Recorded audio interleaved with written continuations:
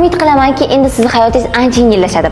iPhone'ni borlar uchun Safari'da siz bilmagan ikkita eng foydali fishkasi. Birinchisi, endi har bitta muhim ma'lumotni alohida skrinshot qilib o'tirishingiz shart emas. Birinchi qadam, Safari'ga kirib, xohlagan maqola, blog, yangilik, wiki sahifasini ochib olasiz.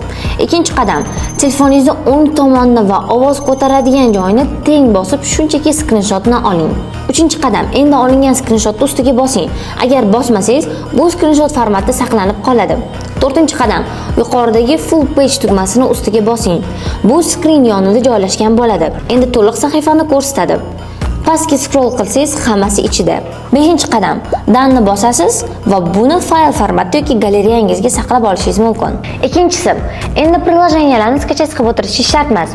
Safari orqali saytlarni prilojeniyega aylantirsangiz bo'ladi. Birinchi qadam, Safari'ga kirib, o'zingiz xohlagan veb-saytni ochib olasiz. Biz Telegram prilojeniyasining nomini yozib olamiz. Ikkinchi qadam, share tugmasiga kirasiz, add to home screenni ustiga bosasiz. Uchinchi qadam, nom yoziladi, add tugmasini ustiga bossangiz, asosiy ekranda o'sha veb-sayt orqali ochilgan prilojeniyalar ikonkasi va nomi ham chiqib keladi. Shunga o'xshash iPhone'dagi keyingi yashirin funksiyalarni o'tkazib bormaslik uchun bizga obuna bo'lib qo'ying.